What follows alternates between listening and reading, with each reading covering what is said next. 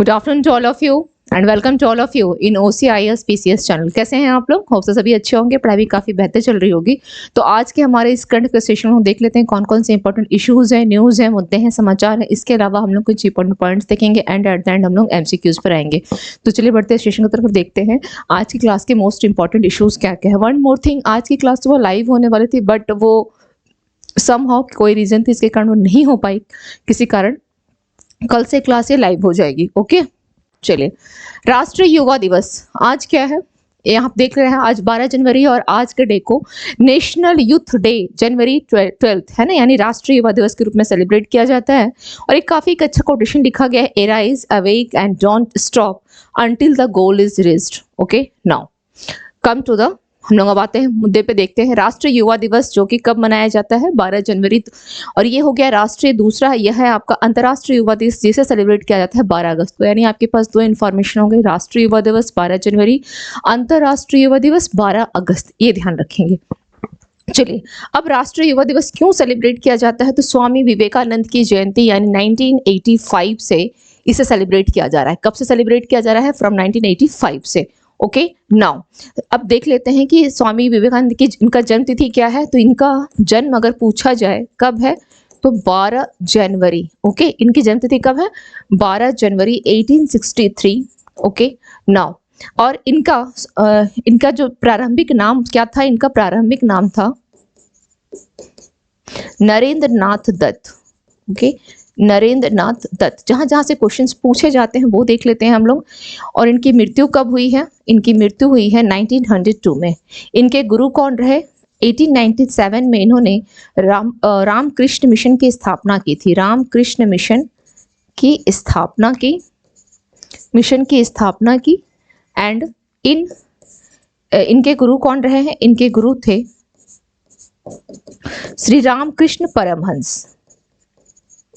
Ramakrishna Paramhans. Okay, ये इनके गुरु रहे हैं। तो ये कुछ इंफॉर्मेशन हो गए। अब हम लोग आते हैं कि एक्चुअली इस साल क्या किया गया है महाराष्ट्र के नासिक में। कहां पर? महाराष्ट्र के नासिक में। ओके, महाराष्ट्र के नासिक में अभी क्या किया गया है आपका जो है ये 24th अप्रोक्स कह सकते हैं कि 27वां राष्ट्रीय उत्सव जो है, राष्ट्रीय युवा महोत्सव का आयोजन किया गया। राष्ट्रीय युवा महोत्सव का आयोजन, ओके, महोत्सव का आयोजन किया गया है। कहां पर? महाराष्ट्र नासिक में। कौन सा है ये 27वां है। ठीक है, चलिए। और इसका विषय क्या रखा गया था, इसकी थीम क्या रखी गई थी? इसका विषय था 2047 तक मेरा भारत विकसित युवाओं के लिए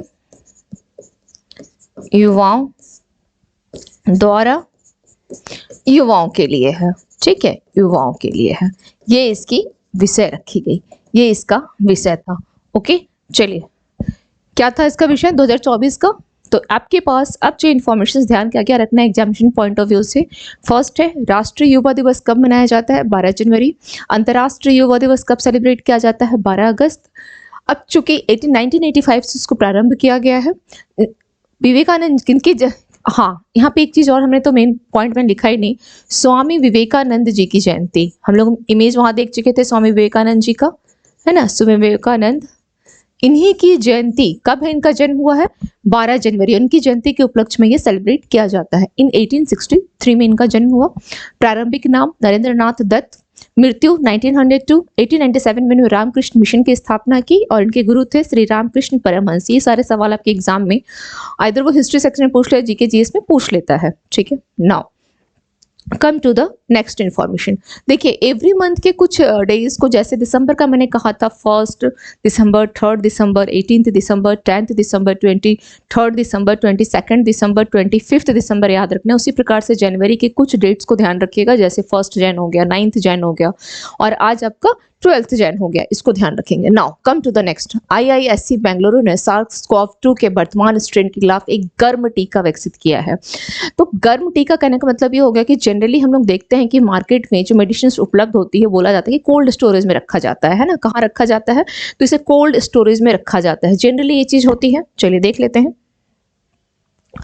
इसको आपको लिखना, अब यहाँ पे आप लोग कुछ भी ऐसा मेंशन नहीं करना है, केवल इसको समझने के लिए है कि गर्म टीकों का विकसित किया जाता है। चलिए ठीक है, अब यहाँ पर हम लोग एक चीज देख लेते हैं कि इस गर्म टीके से होता क्या है।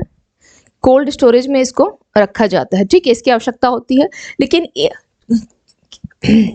लेकिन इन ईयर, इस केवल समझने के लिए बता रही हूँ, इन ईयर 2000 क्या हुआ था, यानी साल 2000 में IISc जो बेंगलोर के रिसर्चर्स थे, कुछ वैज्ञानिक थे, और इस वैज्ञानिक की टीम के हेड कौन रहे थे, प्रोफेसर राघवन।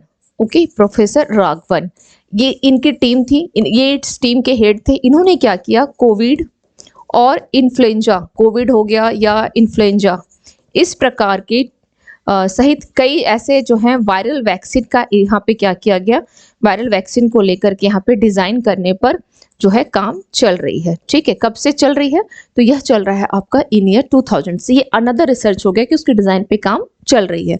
पहला रिसर्च क्या किया गया, बेंगलोर के रिसर्चर्स थे, सार्स कोव-2, कोव का मतलब हो गया कोविड-19 को लेकर के स्ट्रेन, वर्तमान को जो स्ट्रेन है इसके खिलाफ एक गर्म टीका को विकसित, यानी इसके लिए कोई जरूरी नहीं कि कोल्ड स्टोरेज की आवश्यकता नहीं है। कहने का मतलब यह जो RS-CoV-2 है, इसके लिए यहाँ पर क्या हो जाएगा कि कोल्ड स्टोरेज की जो आवश्यकता थी वो खत्म हो गई, वो खत्म हो गई, है ना। 1 महीने तक आप इस टीके को रख सकते हैं, कंप्लीटली 1 मंथ तक आप इसे एक नॉर्मल टेम्परेचर में यानी रूम में इसे रख सकते हैं 1 मंथ तक। ठीक है, ये इसकी एक स्पेशलाइजेशन हो गई। नाउ अब बात आती है, चूंकि IISc बेंगलुरु, ठीक है, IISc ये इंपॉर्टेंट है, यहाँ ध्यान रखिएगा, ये तो मैंने केवल समझने के लिए बताया है। IISc बेंगलुरु को लेकर के एक फैक्ट है कि मैंने कहा था national institute of ranking framework यानी NIRF, है ना, NIRF ये बेंगलुरु हो गया। हम लोग चर्चा किए थे NIRF को लेकर के। NIRF यानी national institute of ranking framework के तहत IIT मद्रास को फर्स्ट रैंकिंग दी गई थी, फर्स्ट रैंक था, and in second position IIT Delhi, and in third position is और IISc बेंगलोर को दिया गया था। तो ये इंफॉर्मेशन इसके रिगार्डिंग आप लोगों को ध्यान रखनी है। ठीक है, now come to the next information. Swachh Survekshan का जो एक किया गया, जिसके तहत द्रौपदी मुर्मू के द्वारा प्रदान किया गया है, ठीक है, नई दिल्ली में प्रदान किया गया है स्वच्छ सर्वेक्षण। इसमें शहरों को रैंकिंग दी गई, राज्यों को दिया गया है। तो शहरों के तहत आप देखेंगे एज यूजुअल इंदौर लगातार टॉप पर बना हुआ है। जब से यह दिया जा रहा है स्वच्छ सर्वेक्षण का पुरस्कार, यानी फ्रॉम 2014 से दिया जा रहा है, 2014 से ये पुरस्कार प्रदान किया जा रहा है, और तब से इंदौर जो है लगातार अब तक टॉप पर बना हुआ है। और बात की जाए सेकंड पोजीशन पर, तो सूरत आपका क्या होगा, सेकंड पोजीशन पर हो जाएगा, एंड थर्ड पोजीशन पर आपका आ जाएगा नवी मुंबई। लेकिन ये बात की जा रही है शहरों की, शहरों का क्रम में देखेंगे तो ये थर्ड पोजीशन पर है। अगर हम लोग बात करते हैं राज्यों का, तो राज्य के क्रम में यहाँ पर सबसे टॉप पर कौन सा हो जाएगा, अगर बात की राज्यों में सबसे स्वच्छ कौन सा है, तो सबसे स्वच्छ हो जाएगा आपका महाराष्ट्र। ओके, महाराष्ट्र टॉप पर आ जाएगा। सेकंड पोजीशन पर क्या होगा, महाराष्ट्र के बाद सेकंड पोजीशन पर आपका आ जाएगा MP, एंड थर्ड पोजीशन पर आपका हो जाएगा Chhattisgarh. Okay, Chhattisgarh third position पर। यहाँ पे एक चीज और ध्यान रखिएगा कि राष्ट्रीय स्वच्छ जो गंगा शहर यानी गंगा का जहाँ जिस क्षेत्र से, जिस एरिया से, जिस जिले से, जिस राज्य से प्रवाहित होती है ना, तो उस शहरों को भी शामिल किया गया है, जिस जिस शहरों से गंगा प्रवाहित होती है। तो स्वच्छ गंगा शहरों की अगर बात की जाए, स्वच्छ गंगा इसका भी सर्वेक्षण किया गया, तो इस शहर में टॉप पर कौन है, वाराणसी।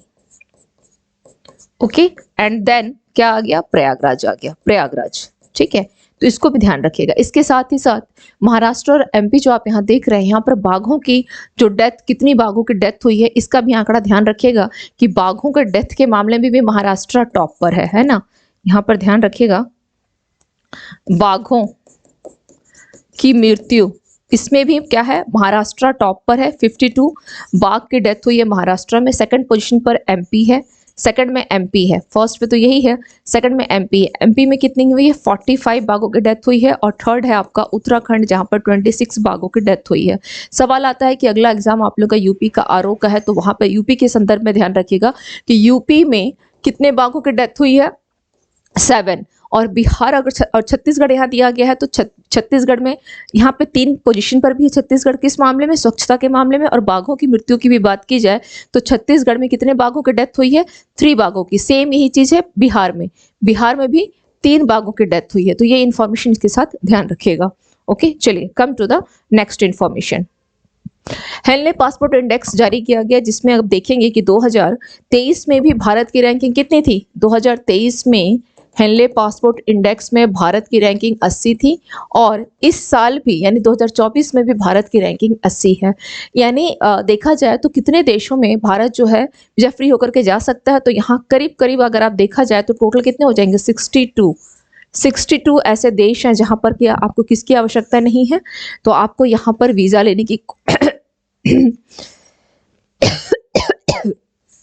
यानी 62 यहाँ पे भारतीय नागरिकों को, यहाँ पे थोड़ा सा लिख ले, भारतीय नागरिकों को बिना वीजा, ठीक है, बिना वीजा, भारतीय नागरिकों को बिना वीजा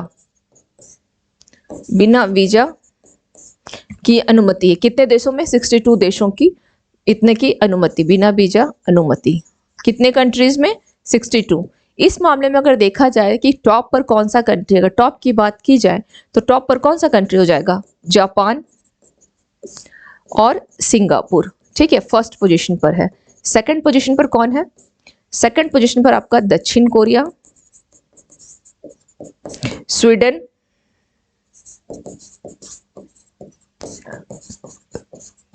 फिनलैंड, ठीक है। एंड थर्ड पोजीशन पर क्या हो जाएगा,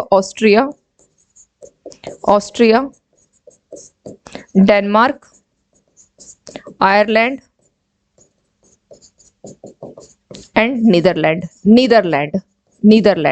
ये क्या हो जाएंगे, थर्ड पोजीशन पर हो जाएंगे। इनमें कितने देशों को फ्री है, 193, ये 192 देशों में जा सकता है। एंड सबसे खराब स्थिति किसकी है, सबसे कमजोर पासपोर्ट, सबसे कमजोर बात की जाए पासपोर्ट कौन सा होगा, किसका है, किस देश का है, अफगानिस्तान का है, जहां पर केवल 28 देशों को अनुमति दी गई है। कितने देश को अनुमति है, 28 देशों को। तो कंट्री जरूर ध्यान रखिएगा, ये अब तक नहीं पूछा है, क्वेश्चन को थोड़ा सा घुमाएगा तो हो सकता है एक क्वेश्चन में 3-4 सब क्वेश्चंस दे दे, तो सब क्वेश्चंस के लिए अपने आप को यहाँ पे तैयार रखिएगा, ठीक है। चलिए नेक्स्ट इन्फॉर्मेशन पे आते हैं। सेरिंग टॉप के दूसरी बार भूटान के पीएम बने हैं, इसको ध्यान रखना है। इसके अलावा Spain, New Zealand, Luxembourg, Poland, France, Argentina, इन सभी यानी जहां जहां भी अभी नए प्रेसिडेंट और पीएम की नियुक्ति की गई है उन सबको भी ध्यान रख लीजिएगा। Okay, now come to the next information. भारतीय नौसेना के द्वारा मिलन अभ्यास जो है किया जा रहा है, कब से कब तक किया जा रहा है, यहाँ पे मेंशन है, ये 12th एडिशन है, ठीक है, ये 12th एडिशन है, संस्करण है।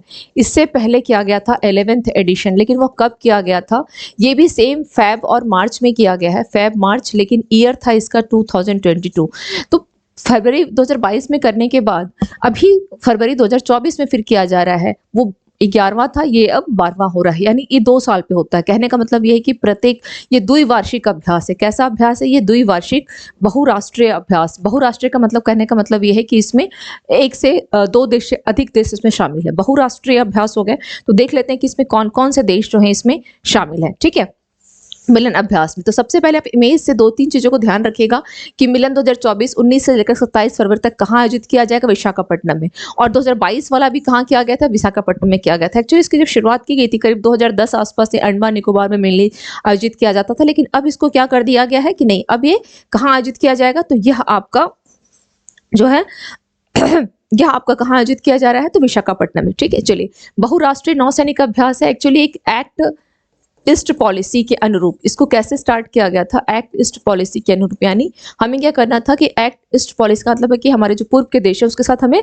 बेहतर संबंध स्थापित करने के लिए उसी के अनुरूप इसको स्टार्ट किया गया। और इसमें 4 देश इसमें शामिल किए गए, 4 जो आप कह सकते हैं 4 विदेशी देश थे। 4 विदेशी, कौन कौन से देश थे, 4 देश, बस बेसिकली यही लिख लें, 4 देश शामिल थे। कौन कौन से थे, इंडोनेशिया, किसके किसके बीच अभ्यास किया जाता है, इंडोनेशिया हो गया, इंडोनेशिया के बाद आपका सिंगापुर आ जाएगा, सिंगापुर के बाद आएगा आपका श्रीलंका एंड थाईलैंड। ये 4 देश जो है इसमें अभ्यास करते हैं। ठीक है, कब स्टार्ट किया गया था? 1995 में स्टार्ट किया गया था। और इसमें भी 2 कैटेगरीज है, 2 चरण है। जैसे एक हो गया हर्बर चरण, हर्बर चरण हो गया, और दूसरा है आपका दूसरा चरण बोल सकते हैं। हर्बर चरण का मतलब हो गया बंदरगाह चरण, ओके। और दूसरा हो जाएगा समुद्री चरण। समुद्री चरण, समुद्री चरण का मतलब होता है जो गश्ती लगाती है ना जहाज समुद्री, तो इसमें क्या होगा, जो कह सकते हैं यहाँ पे समुद्री गश्ती विमान, जो कि आपका इस तरह के जो गश्ती लगाती है ना समुद्री, किसमें कौन भाग लेगा? तो समुद्री गश्ती जहाज, जहाज। और इसमें कौन होंगे? तो पनडुब्बी शामिल होगी, पनडुब्बियां इसमें शामिल होगी।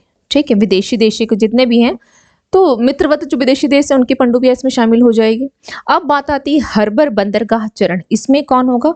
तो जो आप देख रहे हैं यहाँ पर क्या है, 4 देश है ना, ये 4 देश के जो है सांस्कृतिक इन 4 देशों की जो सांस्कृतिक अवधारणा है ना, समझ है, सांस्कृतिक जो साझाकरण है उसको बढ़ावा देना है, साझाकरण को बढ़ावा देने के लिए, बढ़ावा देने के लिए। ठीक है, हर्बर बंदरगाह जो चरण किया जाएगा उसमें सांस्कृतिक, तो ये पॉइंट को ध्यान रखेगा। इसके अलावा मोस्ट इंपॉर्टेंट ये भी ध्यान रखना है कि इसके अलावा अन्य कौन कौन से एक्सरसाइज किए गए हैं, लाइक जैसे सूर्य किरण हो गया, अजय वारियर हो गया, आपका ऑस्ट्रिया हो गया, भारत जापान हो गया, या सूर्य किरण हो गया, मतलब जितने भी एक्सरसाइज पूर्व में किए गए हैं, भारत फ्रांस वगैरह हो गया, भारत श्रीलंका हो गया, इन सभी एक्सरसाइज को एक बार गो थ्रू हो लेंगे। हमेशा क्लास में बोलती हूँ, फिर अभी रिपीट कर रही हूँ। ILO की रिपोर्ट के मुताबिक 2024 में वैश्विक बेरोजगारी की दर 5.2% हो गई है, ओके। और ऐसा माना जा रहा है कि चूंकि अभी ये अगर देखा जाए तो नेक्स्ट मतलब ये करीब कितना बढ़ जाएगा, करीब 2 मिलियन बढ़ने की बात की जा रही, कितना हो जाएगी बढ़कर के? ये 2 मिलियन बढ़ जाएगी। यानी इसी का परिणाम स्वरूप है कि जहां पर 2023 में बेरोजगारी 5.1% थी, वो बढ़ कर 2024 में कितना बोला जा रहा है? 5.2% बोला जा रहा है, 5.2%, है ना, 5.2%। तो ये ध्यान रखना है। चलिए नेक्स्ट आते हैं, DPIIT यानी उद्योग एवं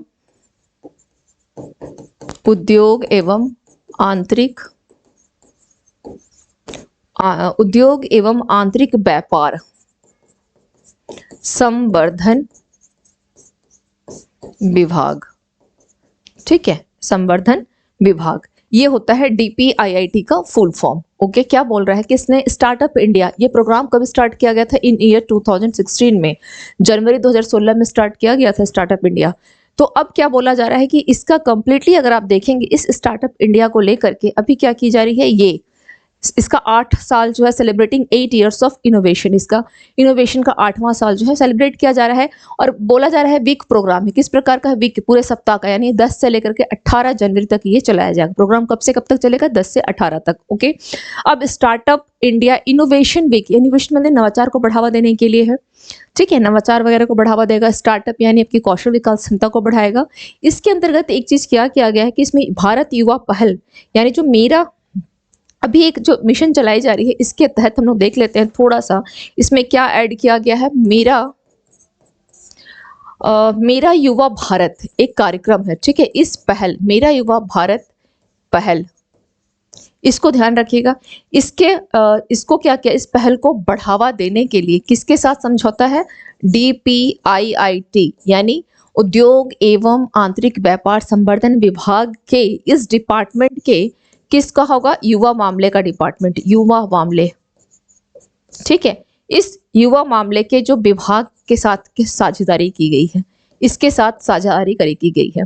अब मेरा युवा भारत पहल क्या है? तो इसको स्टार्ट किया गया है रिसेंटली, इसको इन 31 अक्टूबर को इसको स्टार्ट किया गया है। 31 अक्टूबर को किसके द्वारा? मोदी जी के द्वारा इसको शुरू किया गया है, इसको शुरू किया गया 31 अक्टूबर 2023 में। तो ध्यान रखिएगा मेरा युवा भारत पहल को, ओके। चलिए नेक्स्ट देख लेते हैं क्या इंफॉर्मेशन है।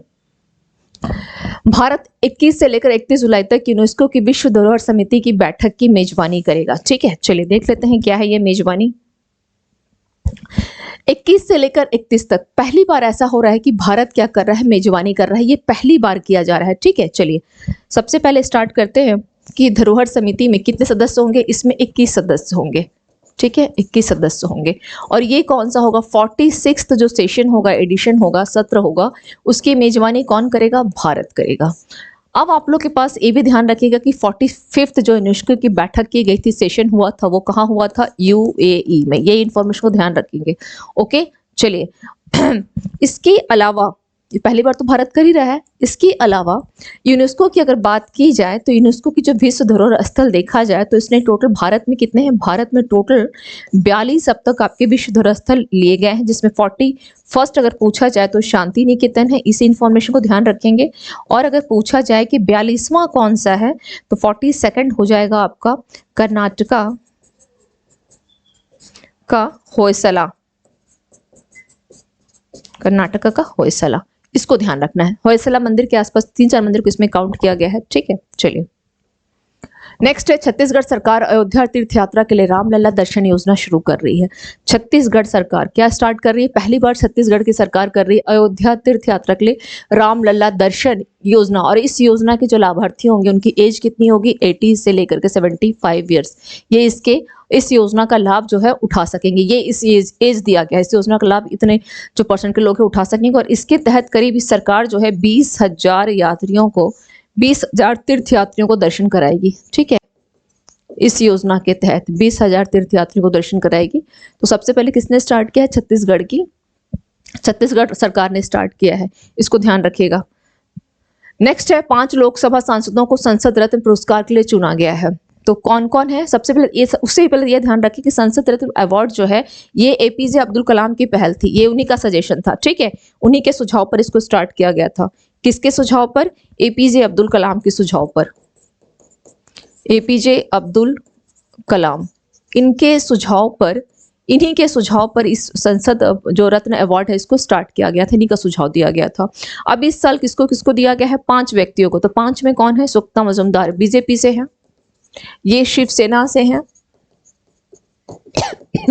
ये भी बीजेपी से है, ये कुलदीप, कुलदीप कौ से कांग्रेस, ध्यान रखिएगा ये कहां से हैं, ये कांग्रेस के हैं, ओके, कांग्रेस के हैं। और ये किसके हैं, तो इनका पार्टी कौन सा है, इनकी पार्टी का नाम है एनसी, ओके, एनसीपी पार्टी इनकी है। तो हो गया, इसको ध्यान रखिएगा।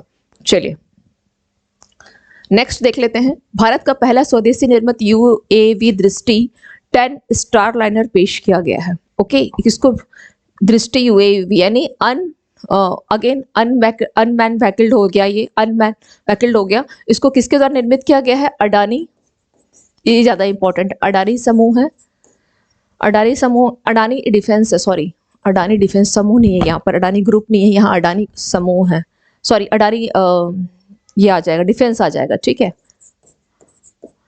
अडानी डिफेंस प्लस इसमें और कौन शामिल है, एयरोस्पेस, इसके द्वारा जो है इसको निर्मित किया गया है, स्वदेशी निर्मित है यूएवी दृष्टि 10 स्टार लाइनर, ठीक है। किसके द्वारा निर्मित है, ये ध्यान रखिएगा, केवल एक पॉइंट इसमें और याद रखने की आवश्यकता नहीं है। भारत और यूके में द्विपक्षीय अंतर्राष्ट्रीय कैडेट एक्सचेंज कार्यक्रम के लिए एक समझौते पर हस्ताक्षर किया गया। तो किसके बीच में किया गया है, कैडेट एक्सचेंज समझौता भारत और यूके के बीच में। नेक्स्ट है, आईआईटी मद्रास श्रीलंका के कैंडी में अपना प्रेशर खोलेगा। इससे पहले आईआईटी ने कहा अपना प्रेशर खोला है, तो तंजानिया के जिंजीबार में, और अब फिर कहाँ खोल रहा है, श्रीलंका के कैंडी में अपना प्रेशर जो है यह खुलेगा, जिसमें कि स्टार्टिंग में 50 स्टूडेंट्स को ही लिया जाएगा। अब चलते हैं क्विज टाइम, देख लेते हैं आज के इंपॉर्टेंट क्वेश्चंस कौन कौन से हैं। कितने लोकसभा सांसदों को संसद रत्न पुरस्कार 2024 के लिए चुना गया है, 3, 4, 5, 6। तो इसका राइट आंसर क्या हो जाएगा, कितनों को चुना गया है, इसका राइट आंसर हो जाएगा 5। कितने सांसदों को चुना गया है, 5 को। चलिए नेक्स्ट है, 10 जनवरी को डैश के द्वारा निर्मित स्वदेशी दृष्टि 10 स्टार लाइनर मानव रहित हवाई वाहन यूएवी को भारतीय नौसेना में शामिल किया गया। अंबानी रक्षा और एरोस्पेस के द्वारा इसको निर्मित किया गया है, अदानी रक्षा और aerospace, Mahindra defence and aerospace, Tata defence और एरोस्पेस। तो यहाँ पे क्या हो जाएगा, अडानी रक्षा, क्योंकि अडानी डिफेंस एंड एरोस्पेस है ना, तो ये हो जाएगी। चलिए नेक्स्ट देख लेते हैं क्या है। 3 जनवरी को भारत और डैश के बीच में द्विपक्षीय अंतर्राष्ट्रीय कैडेट एक्सचेंज कार्यक्रम पर हस्ताक्षर किए गए हैं। किन देशों के साथ है, France, Italy, UAE, United kingdom. तो इसका राइट आंसर क्या हो जाएगा, यूनाइटेड किंगडम।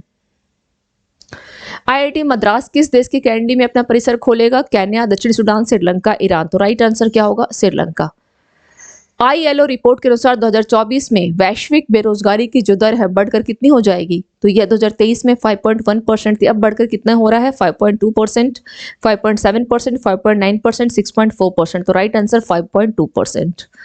DPIIT 10 जनवरी से स्टार्टअप इंडिया इनोवेशन वीक का आयोजन कर रहा है। स्टार्टअप इंडिया पहल किस वर्ष शुरू की गई थी? 2012, 2014, 2016, 2019। तो कब की गई थी? 2016 में स्टार्ट किया गया था स्टार्टअप इंडिया पहल। कौन सा देश 21 से 31 जुलाई तक यूनेस्को की विश्व धरोहर समिति की बैठक की मेजबानी करेगा? भारत, चीन, फ्रांस, जापान। तो कौन कर रहा है? भारत कर रहा है। भारत पहली बार कर रहा है, 46 का जो मेजबानी कर रहा है। रामलला दर्शन योजना के बारे में कौन सा कथन सही है? एमपी सरकार ने इस योजना को शुरू करने का फैसला किया है। इस योजना का लाभ लेने के लिए 48 से 65 ईयर्स की आयु के लोग पात्र होंगे। सही कोड चुने, केवल एक, केवल दो, सी 1 और 2 दोनों, डी इनमें से कोई भी नहीं। दोनों स्टेटमेंट रॉन्ग है क्योंकि यहाँ पर एमपी सरकार नहीं होगी, ये क्या होगा? छत्तीसगढ़ सरकार, Chhattisgarh. Okay, and another one क्या है? इस योजना का लाभ कौन से लेंगे? 18 से लेकर के 75 ईयर्स के जो पात्र होंगे वो इस योजना का लाभ लेंगे, इसलिए दोनों स्टेटमेंट रॉन्ग हो गया। नेक्स्ट है हेनले पासपोर्ट इंडेक्स में भारत का स्थान क्या है? 92, 34, 89, 80। तो राइट आंसर 80। 2023 में भी यही रैंकिंग थी, 23 में भी यही रैंकिंग थी। ओके, चलिए। शेरिंग टोब्गे दूसरी बार किस देश के प्रधानमंत्री बने? Bhutan, Thailand, Malaysia, Indonesia. तो इसका राइट आंसर हो जाएगा भूटान के पीएम बन गए हैं। इंपॉर्टेंट पॉइंट्स देख लेते हैं क्या क्या है। भारत के एमएसएमई क्षेत्र में महत्वपूर्ण योगदानकर्ता के रूप में यूपी शीर्ष राज्य के रूप में उभरा है। गैब्रियल अटल फ्रांस के सबसे युवा प्रधानमंत्री। पीपुल्स डेमोक्रेटिक पार्टी ने भूटान में संसदीय चुनाव जीत लिया है ना, तभी तो टोपके बन गए हैं वहां पर, है ना, टोपके को बनाया गया है। इंपॉर्टेंट पॉइंट जो है उसको ध्यान रखिएगा, याद रख लीजिएगा, ये आपके फैक्चुअल पॉइंट्स हो गए एक्चुअली। उग्राम को armament research and development establishment और हैदराबाद से एक फर्म के द्वारा लॉन्च किया गया है। ई गवर्नेंस थीम पर क्षेत्रीय सम्मेलन कहाँ किया गया? गुवाहाटी में किया गया है। पश्चिम बंगाल में SC ST जो छात्र उनके लिए कौन सी योजना लाई गई है? योगश्री योजना। शिक्षा मंत्री धर्मेंद्र प्रधान ने क्या किया है? नई दिल्ली के राष्ट्रीय बाल भवन में राष्ट्रीय कला उत्सव का शुभारंभ किया है। उस्ताद राशिद खान का 55 ईयर्स के डेथ में हो गया है, जो कि यूपी के बदायूं के थे। ओके, इस पॉइंट को छोड़ दीजिएगा आप लोग। पीएम मोदी ने गांधीनगर में वाइब्रेंट गुजरात ग्लोबल समिट के 10th संस्करण है उसका उद्घाटन किया है। राष्ट्रीय खेल पुरस्कार 9 जनवरी को राष्ट्रपति भवन में राष्ट्रपति द्रौपदी मुर्मू के द्वारा प्रदान किया गया। विश्व हिंदी दिवस कब मनाया जाता है? 10 जनवरी को। कर्नाटक उच्च न्यायालय ने KRS जलाशय के पास खनन गतिविधि पर प्रतिबंध लगा दिया है, अप्रॉक्स 20 किलोमीटर एरिया में लगाया है। अप्रवासन पर राजनीतिक उथल पुथल के लिए फ्रांस की जो आपकी PM थी, PM बोर्ड, इन्होंने इस्तीफा दे दिया था। वन लाइनर क्वेश्चंस देखते हैं क्या क्या इंपॉर्टेंट है। भारत का पहला पूर्ण बालिका सैनिक स्कूल वृंदावन में खोला गया। ओके, सेकंड क्या है? DRDO ने अपना 66th स्थापना दिवस मनाया है। ब्रिक्स ने वैश्विक परिवर्तन का संकेत देते हुए 5 नए सदस्यों का स्वागत किया। ओके, चलिए नेक्स्ट क्या है? ऑस्ट्रेलियाई बल्लेबाज डेविड वार्नर ने 1 दिवसीय अंतर्राष्ट्रीय क्रिकेट से संन्यास की घोषणा की। सरकार ने ऑटोमोबाइल इंडस्ट्री के लिए PL योजना की अवधि 1 साल और बढ़ा दी है। प्रधानमंत्री 2024 को तमिलनाडु, लक्षद्वीप और केरल का दौरा करेंगे, कर चुके हैं, कहने का मतलब ये है, थोड़ा सा ये यहाँ पे कुछ मिस्टेक दे दिया, ठीक है। एक्सरसाइज डेजर्ट साइक्लोन राजस्थान में शुरू हुआ है। सागर परिक्रमा का 10th जो एडिशन है वो चेन्नई की बंदरगाह से शुरू किया गया। और यह जो डेजर्ट साइक्लोन एक्सरसाइज है किसके किसके बीच में है वो भी देख लीजिएगा। इसरो ने 1 जनवरी को PSLV C58 X-ray polarimeter satellite mission को सफलतापूर्वक लॉन्च किया। नेक्स्ट है अरविंद पनगाड़िया को 16वें वित्त आयोग का अध्यक्ष नियुक्त किया गया है। जनवरी से मार्च तक 2 छोटी वित्त योजना, इसको याद मत कीजिए, ये कोई मतलब नहीं है इसका, ठीक है, इसको क्रॉस कर दीजिए। और स्वामित्व योजना के तहत सरकार के द्वारा लगभग इतने करोड़ संपत्ति कार्ड जो है वितरित किए गए हैं। नेक्स्ट है PM मोदी 30 दिसंबर को अयोध्या में महर्षि वाल्मीकि एयरपोर्ट का उद्घाटन किया है। झारखंड सरकार के ने आदिवासियों दलितों के लिए वृद्धावस्था पेंशन की अर्हता आयु घटाकर 50 कर दी है। 60 था पहले, अब 50 कर दिया है। हिमाचल प्रदेश के हट्टू समुदाय को ST का दर्जा दे दिया गया है। तो ये हो गई आज की क्लास की मोस्ट इंपॉर्टेंट इन्फॉर्मेशन। मिलते हैं टुमारो मॉर्निंग, लाइव क्लास होगी 7 बजे। ओके, लाइव क्लास होगी, तो मिलते हैं फिर। Thank you to all of you and have a nice day.